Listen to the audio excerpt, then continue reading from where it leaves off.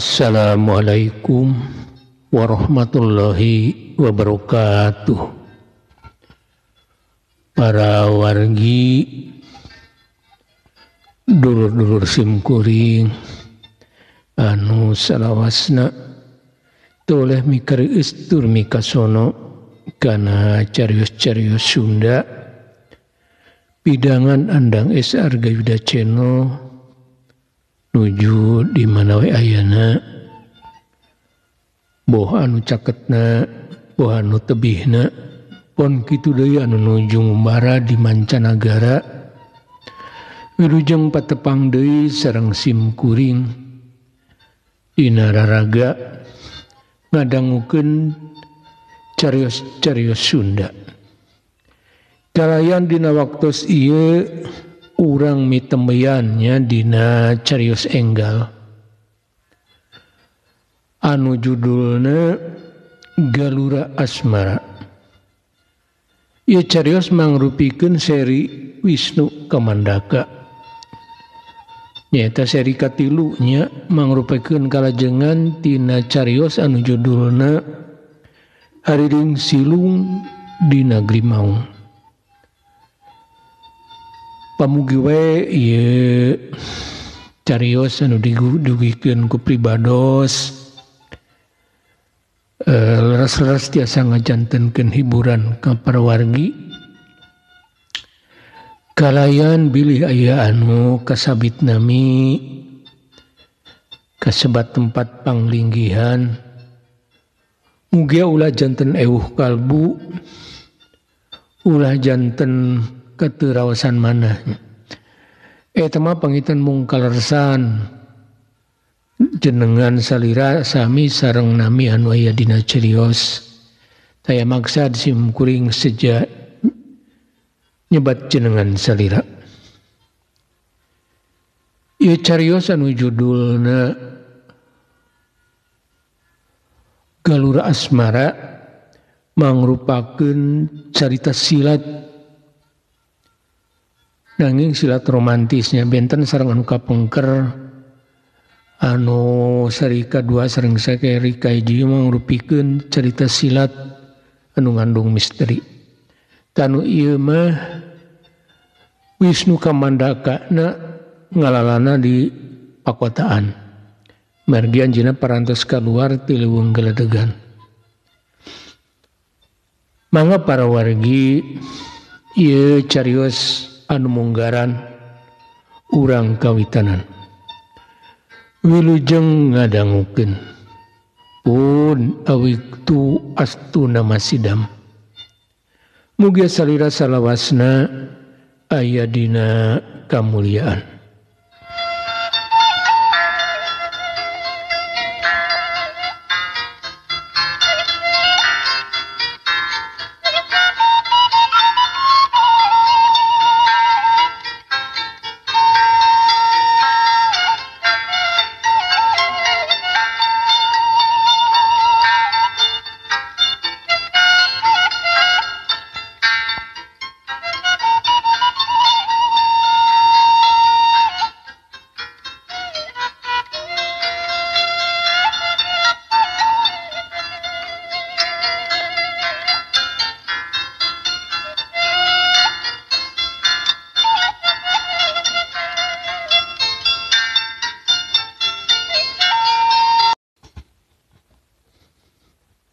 Galura Asmara bagian kahiji karyana Andang Argayuda karya simkuring.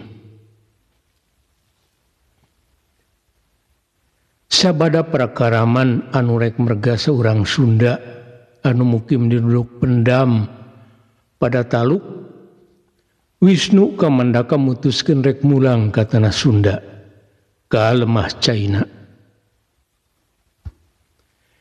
Tapi samemeh miang ninggalkeun pileuweungan Seitabir, Wisnu boga maksud rek pamit heula kanu ngakudulur ka manehna.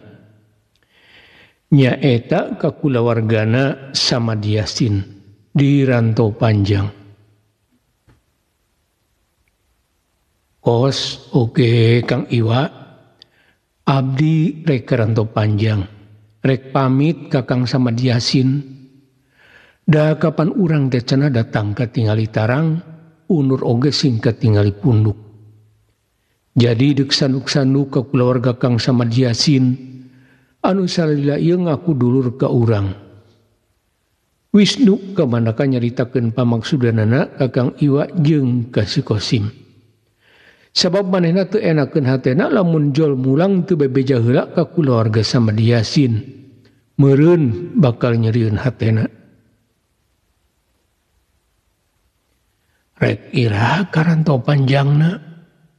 Kapan kudu leumpang jauh karanto panjang mah, data itu tumpakan. Paling ti dieu milu numpak perahu motor lamun kapreng anu liwat. Kek turun di dusun Limau Manis. Kang Iwa cumarita ka Wisnu Kamandaka, manehna oge satujueun kana paniatan Wisnu anu rek manggihan kulawarga Samadyasin. Enjing wae Kang, mangsa rebun-rebun keneh. Biasana sok aya perahu motor anu rek ka pasar Limau Manis. Tah abdi rek ngiring numpang.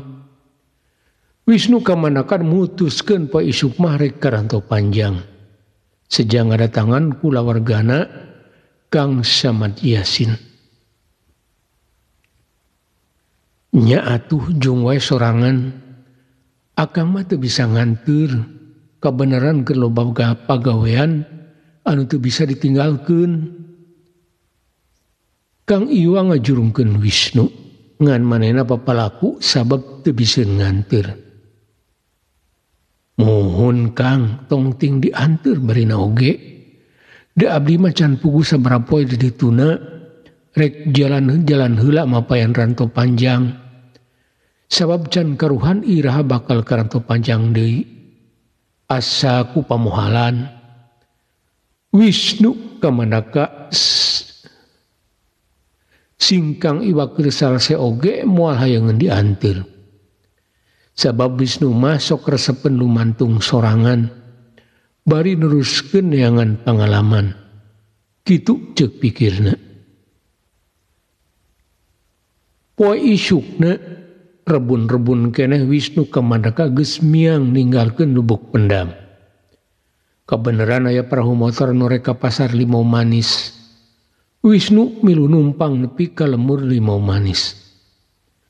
Sedang karanto panjang nama kudu disorang ku leumpang sabab teu itu tumpakan. Ukur aya jalan satapak anu nyorang leuweung geledegan. Kitu oge sapanjang jalana loba kubangan paranti guyang gajah.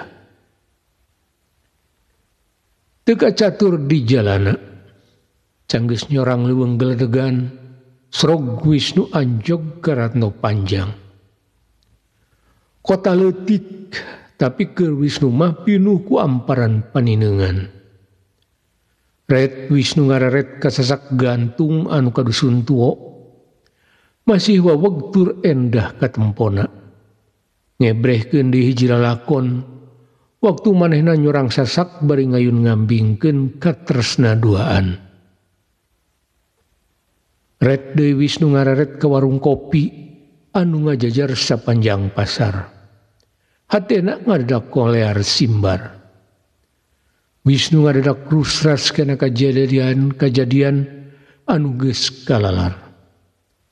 Unggal isuk mun manehna keur aya di rantau panjang, sok jajan kopi ahong jeung lontong Padang, bari silih genjang paduduhaan. Ngayun ngambingeun katresna anu ngadangding dina saliring dumadi. Sanajan hatena sumereang, lengka-lengkan angger nikreuh mapa jalan anu keur disorang. Tepati jauh ti pasar, srog Wisnu ka pangjungjugan. Kasampak anu rek diajanganna keur ngadaweung di buruan. Nempo aya nu datang, buru-buru ngabageakeun ku semua anu bear marahmai. Nandakeun kabersihan hate, mata klugina kanu rek nganjang.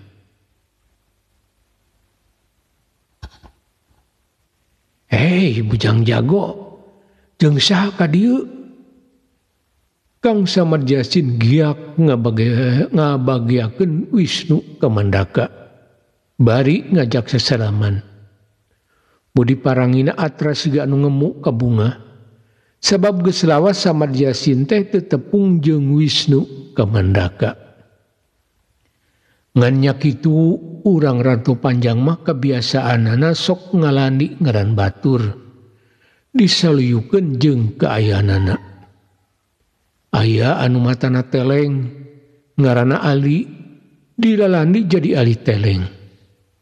Aya jalma pincang ngaranna Amat, dilani jadi Amat pincang. Tah Wisnu ka Mandaka oge pada sok ngajago. Jadi weh ku urang Ranto Panjang masuk diserbut bujang jago. Kitu deui Samadyasin sakulawarga. Lamun ngaguran Wisnu teh cukup punyebut bujang jago. Abdi wae Kang nyorangan. Da anu sanes manuju ka aya padamelan anu teu tiasa dikantunkeun. Wisnu ngajawab bananya Samadyasin bari terus ngoloyong ka jero imah. Geus teu asa jeung jiga Wisnu ka Mandaka ka Samadyasin jeung ka bojona teh. Daapan geus dianggap lanceuk pituin. Nya lah mending sorangan berin oge meh nyar sa di dieuna. Kapan Wisnu teh geus lila teu ka Ranto Panjang. Samadyasin siga nu bungaheun kedatangan ku Wisnu teh. Sabab manehna geus ngap adi ka Wisnu. Jeung deui laku lampah Wisnu mah teu waleh matak pikaresepkeun batur. Sadaya di Ranto Panjang teu pernah aya cawadeun tina laku lampahna. Dahar heula wae jang jago engke ngobrol mah ari geus rine. Pantas lumantung jauh. Pasti kena capena. Pojona Samadyasin anu sok diserbut Ayu Siti najan buta huruf tapi budi parangina kacida sunagarna. Engke bae yuk bade bebersih heula. Awak rareget ku kesang. Wisnu ngajawab Ayu Siti bari terus ngalios murka cai rek ngadon mandi. Ujang, kunaon eta papakean meneledug kitu? Ayu Siti tumanya ka Wisnu basa geus keluar ti kamar mandi. Manehna bangun heraneun. Sabab papakean Wisnu anu nurut lumantungna kalotor pinuh ulah ladeg. Tadi di setengah jalan tepang sareng anu dicegat begal yuk. Janten abdi teh nulungan heula jalma anu dibegal. Tapi alhamdulillah masih ditangtayungan ku Gusti Allah. Abdi aya dina kasalametan. Bari anu rek dibegalna oge salamet. Margi para begalna pada kabur ka tawuran. Sanggeus ngajelaskeun kajadian anu kalaman ku manehna di setengah jalan, Wisnu ka Mandaka langsung ngagebus ka enggon paranti manehna lamun keur aya di Ranto Panjang. Maksudna rek ganti papakean. Sanggeus ganti papakean, Wisnu terus ngoloyong ka ruang tamu. Kasampakeun nu boga imah keur uplek ngobrol jeung saurang mojang. Wisnu teu ngarasa asing ku eta mojang teh sabab geus wanoh tiba heula. Ngan geus lila teu patepung. Da puguh apan ari ka Ranto Panjang teh ukur sataun sakali. Tapi ku anger dareh deh biar budi turupana asa beuki manis pikaresepkeun.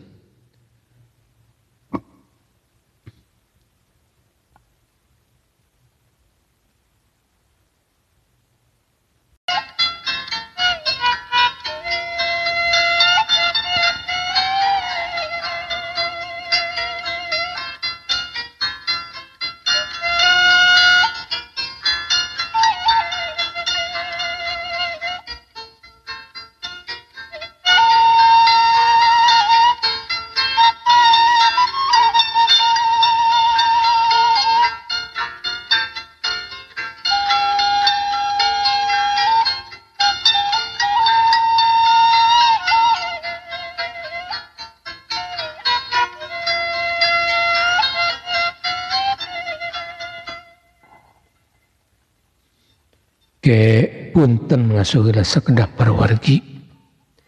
Biasa sim kuring saja ngiring emutan ka parawargi anu kaleresan nuju ngadangukeun ieu dongeng.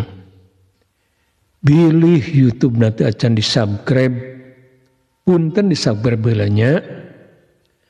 Teu esane supaya di mana sim kuring medar di lalakon enggal dina kalajengan ieu carios tiasa langsung nembongan dia dina YouTube parawargi. Kalian tong hilap like-na oge komentarna. Hatur nuhun kana perhatosanana. Mangga urang lajengkeun.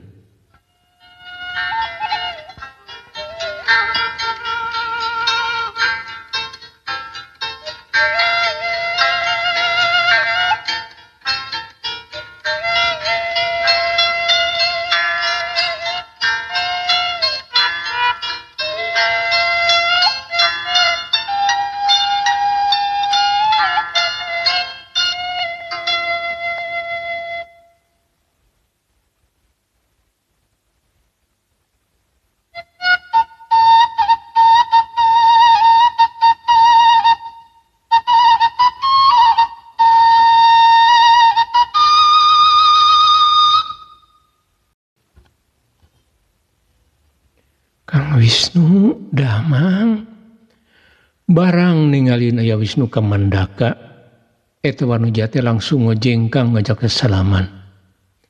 Imutna toleh ngareka dina lambeina anu ngakuan dewa. Imut anu nembrakeun katresna. Alhamdulillah Nyai akang dina waktos ieu mah nuju sae geuning nu geulis nganggo aya di dieu. Wisnu dina darima dampalengan eta wanoja hatena pinuh ku kakaget. Sabab waktu datang mah can aya manehna. Tadi nuju di teras ningali akang terasa ka dieu banget ku sono hoyong patepang.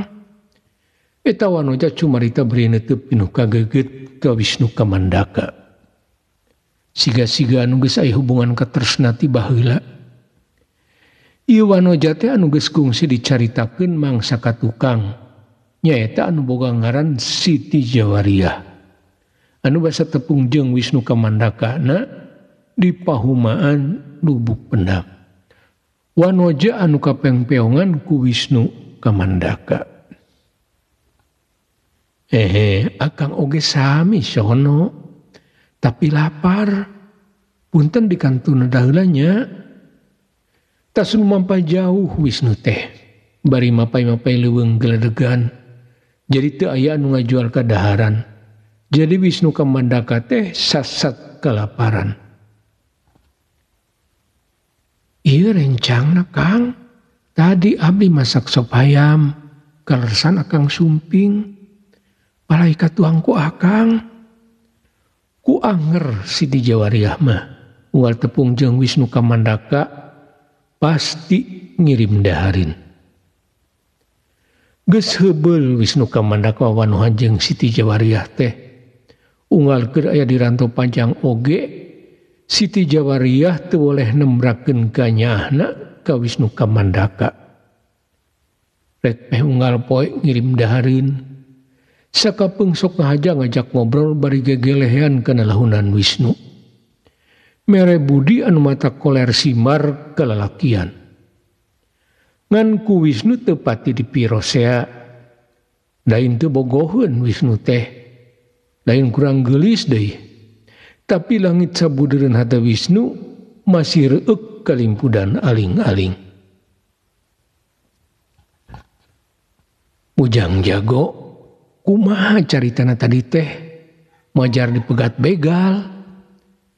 Kang Samad Yasin ngajak ngobrol ka Wisnu kamandaka sarengsena Wisnu dahar.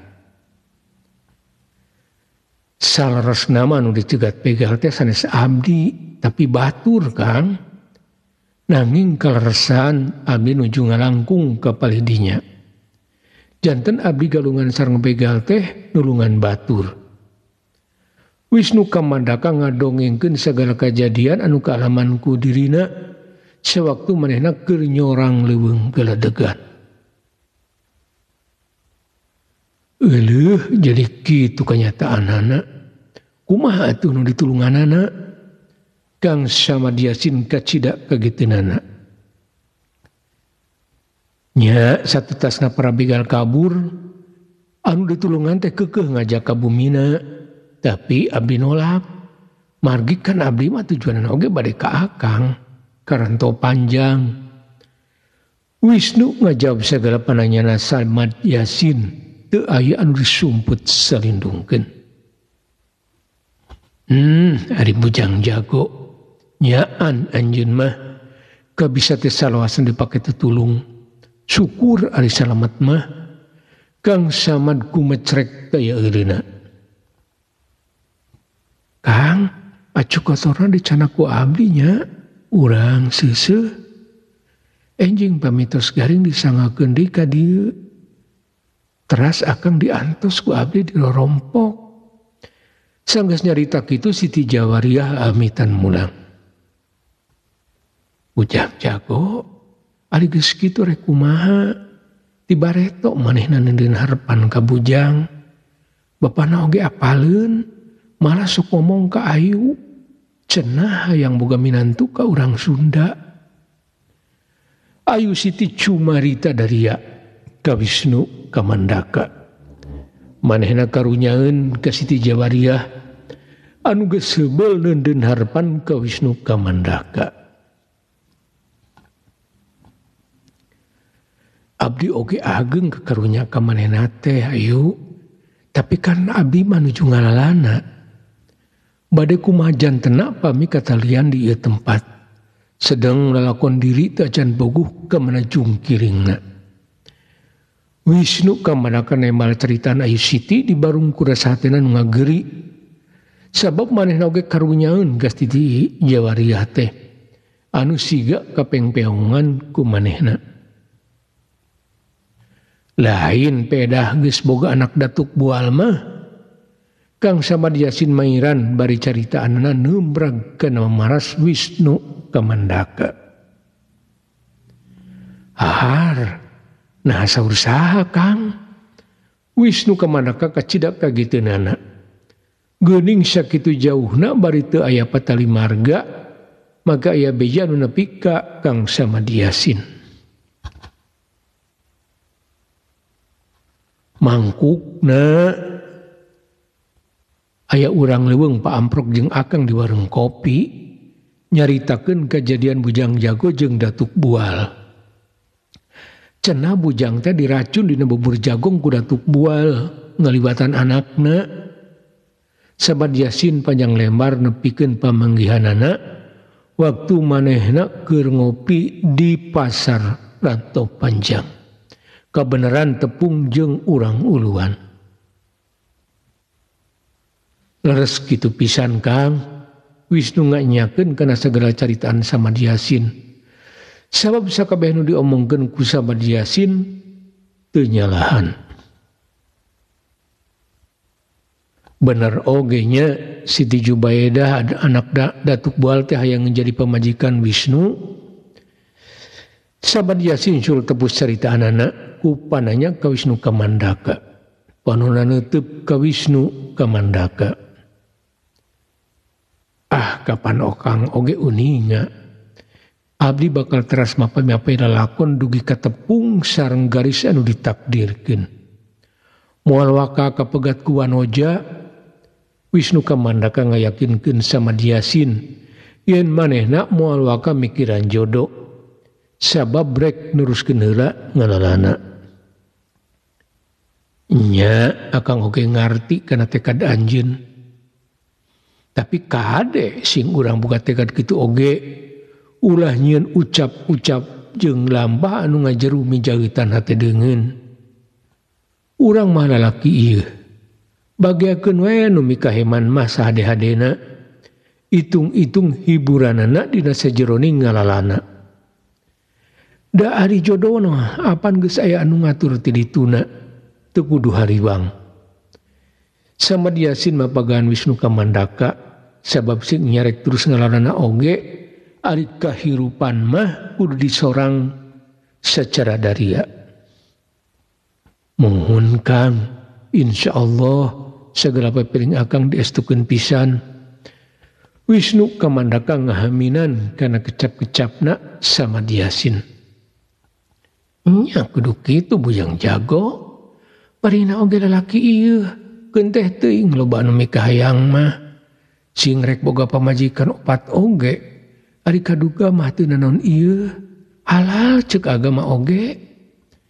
Ayu Siti mairan kana obrolan.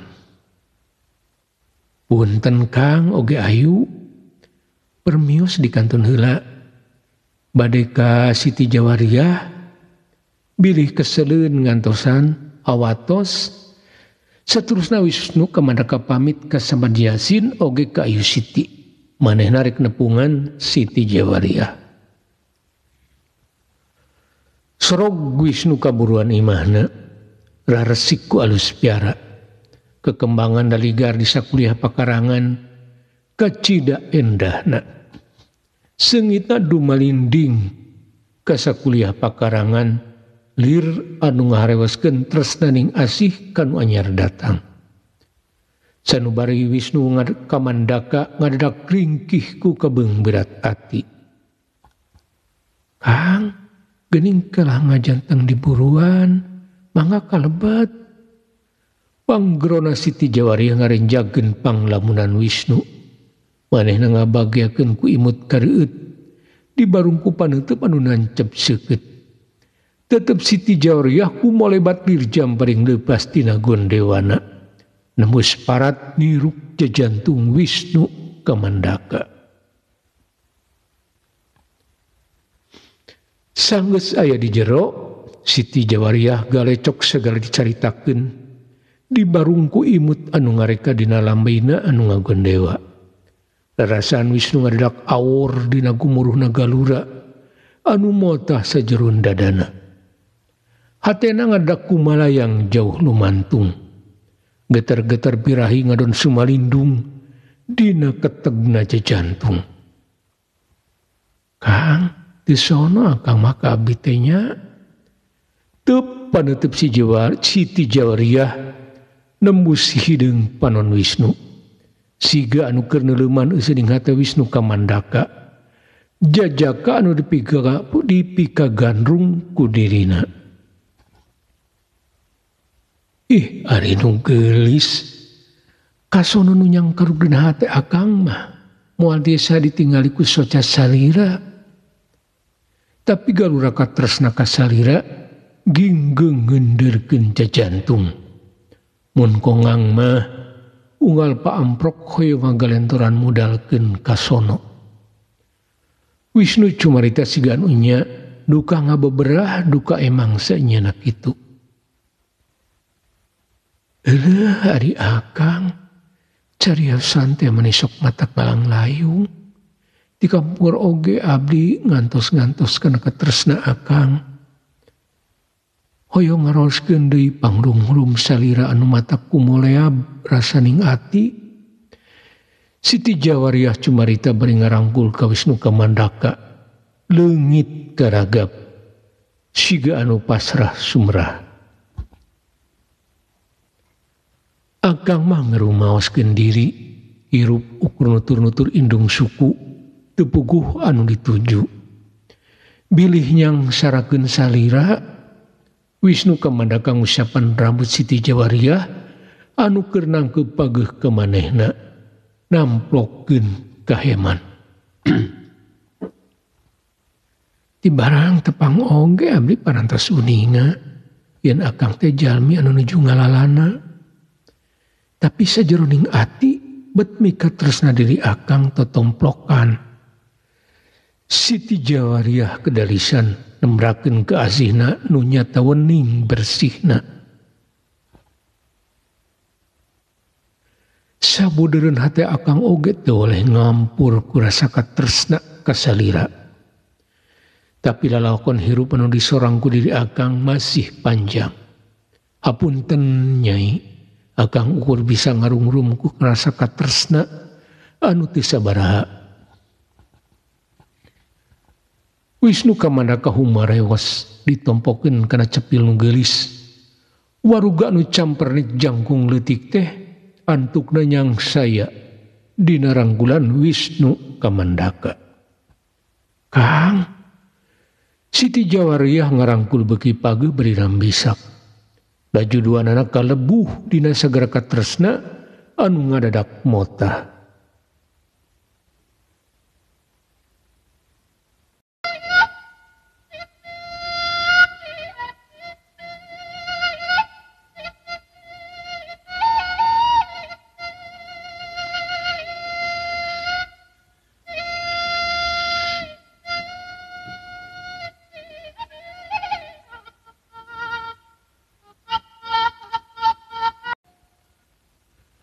Pun para wargi rupina carios nyambung anu judulna Galura Asmara bagian kahiji dicekapkeun mung dugi ka dieu. Enjing atan pipageto manawi urang dipareng umur anu panjang tiasa ditepangkeun deui dina kalajengan ieu carios. Bobor sapanon carang sapakan mugia para wargi agung cuk lumur jengmar pangampura. Kersa ngapunten kana sanis kanten kaluluputan kalepatan sim kuring. Wilujeng kantun para wargi. Wassalamualaikum warahmatullahi wabarakatuh.